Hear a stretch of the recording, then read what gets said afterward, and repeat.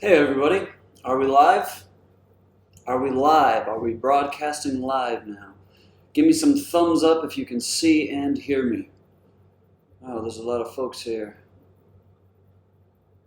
Yeah, I can't read what you're saying, so give me some thumbs up emojis if everything is working properly. See, I'm a musician. I'm not an internet guy, so I need your help here. Is it working? I need confirmation that this is working. All right, someone said thumbs up, so I'm going to assume that it is. Hi, hello, welcome to the premiere of this music video. For a song called Leave Me Alone, y'all sent in some questions a couple days ago, maybe like yesterday, I don't know. And some folks picked some and gave me a list, so I'm going to answer them. And if you don't like the answers, I'm sorry, but here we go. All right. Is there a theremin on Leave Me Alone? If so, were you playing one? No, there's not a theremin. When we went in to do this record, we made a rule to limit ourselves to 3 different synthesizers. And I think we only broke the rule a couple times, but I believe that the synth that you're hearing in there is one that I built, not physically, but on my Logic program that I use to record.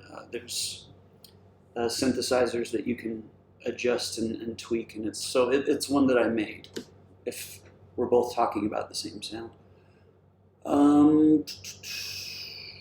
Let's see, next question. What was your favorite part about shooting this video, and what was the worst part? The worst part was that we're in the middle of a pandemic, so it made shooting everything take twice as long, and we had to go, take a bunch of precautions to make sure that everyone was safe that came to do this video. The crew, the extras.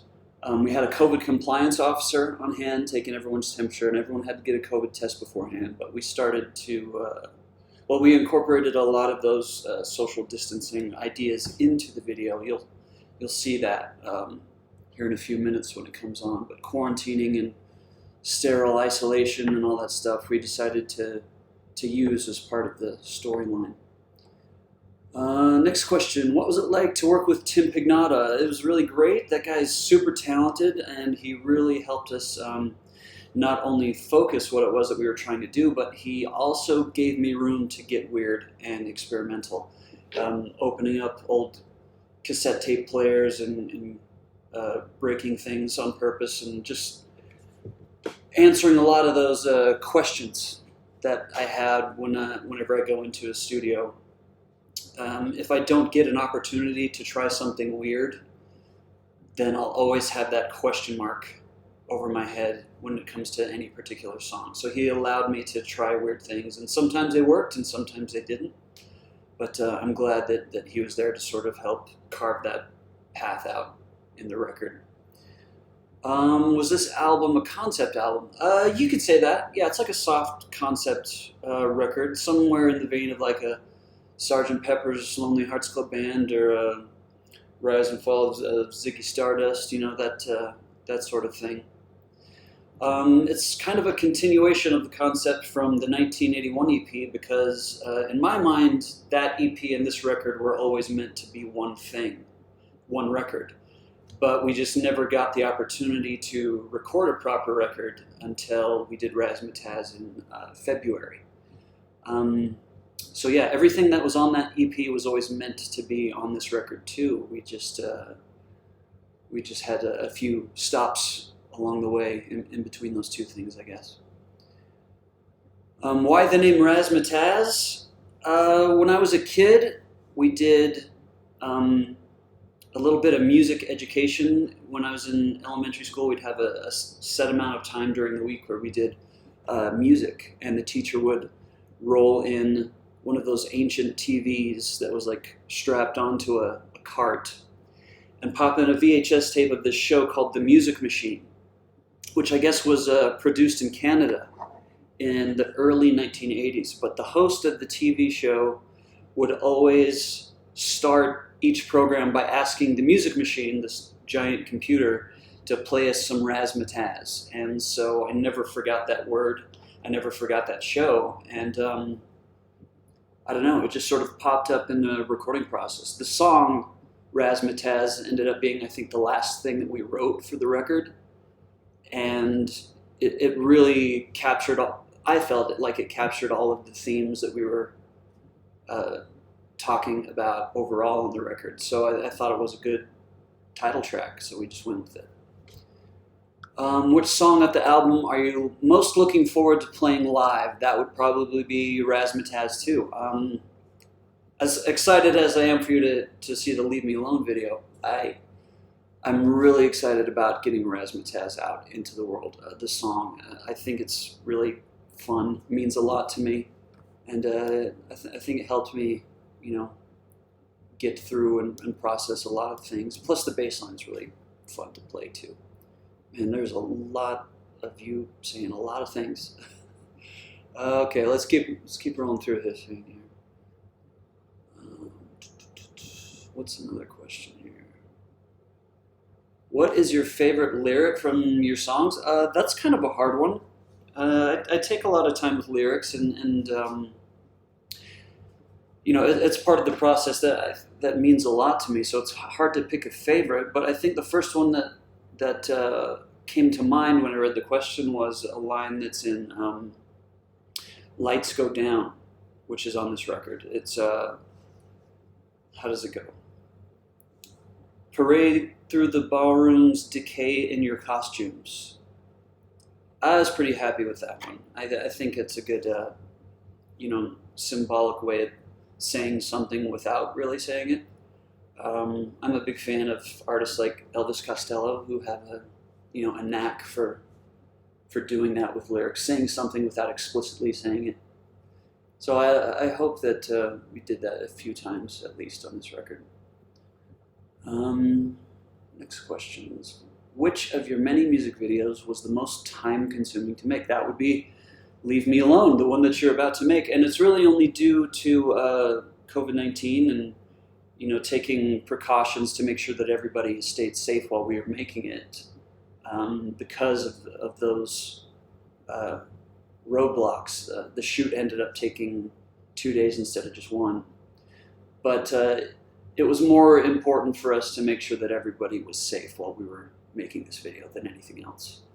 As much as we would like to make art and want to make it good, if it comes at the expense of somebody getting sick, then it's not really worth it to us. So we took that extra time just to make sure that everybody stayed safe while we were doing this.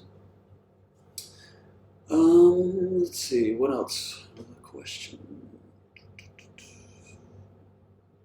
How are you and why do you dislike nerds? I don't dislike nerds. I am a nerd. I'm a lifelong nerd. And I don't know, when we released the lyric video for Leave Me Alone, I noticed that a lot of nerds sort of started to come out of the woodwork into the comment section complaining about the technical accuracy of running DOS on a Mac or something. And so I thought it was a good opportunity to use that clip or that meme from It's Always Sunny in Philadelphia, where Mac screams "No nerds" and then flexes his muscles. So I do like nerds, and I am one. So all nerds are actually very welcome in I Don't Know How world. How did quarantine affect the influences for this video? I think the state of the world that we're living in right now was the inspiration for how we did this video. And you'll see it because it is all about being quarantined and isolated. And that's kind of what the song is about too, like wanting to be left alone. So they kind of went hand in hand. And I think any artist usually makes art as a reflection of the time that they're living in. And we're living in a time right now where isolation and quarantining yourself is necessary, not just for the safety of yourself, but for the safety of the people around you and for all of us, really. So when it came time to make a music video, we wanted to incorporate those themes into the video while at the same time keeping everybody safe. So the video that we made was just a marriage of wanting to do those two things. So I hope that comes across in the final product. Let's see here. Are you going to tell us who Search Party is? Yeah, sure. I think the very first thing that we ever put online was a video called Follow Along. And it's a video where a young kid goes down into his parents' basement and finds all of this forgotten paraphernalia from the history of this old band called iDKHOW, but they found me. And he discovers it. So Search Party is that kid today. He's all grown up now, and he's trying to solve the mystery of who iDKNOW, but they found me was or is. And he's trying to solve a few mysteries and keep himself safe in the process. But the kid from that video is Search Party. He's just all grown up now. I think people assumed that the Follow Along video happened today in modern times, but no, it actually takes place a while ago, late 80s, early 90s maybe. So you gotta look close, kids. Gotta look closely. What is telex and what role do they play in your story? Well, I'm not going to give everything away, but I will say this. Everything that we do visually is kind of a metaphor for something else. Telex, the white shadow, they are all the physical embodiments of, they're just metaphors. They all represent something else. I won't say quite yet like what they all do mean, but I think if you look closely enough, you could probably figure it out. It's just what I said before, like trying to say something without really saying it. That's why we use symbolism and metaphors and visuals like this. So there's a message there, but you know what? I'm going to stop myself. Because I noticed that I say a lot when I do this thing. Someone please make a supercut of me saying and It's things I don't notice about the way you speak until you say it, until you see it played back for you. Anyway, you can probably tell why I don't do this a lot. I get really weird and self-conscious. Anyway, let's answer another question. What inspired you to write Leave Me Alone? I would say that song was born just out of the line in the chorus that says, the devil that you know is better than the devil that you don't. It's an old cliche, and it's one that I don't necessarily think is true, but I think it's one that we all fall for.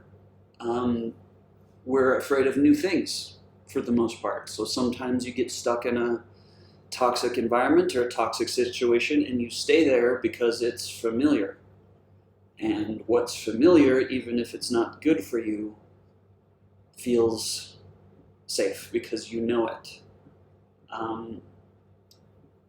So even if that thing is toxic or unhealthy, leaving it sometimes is scarier than staying in it.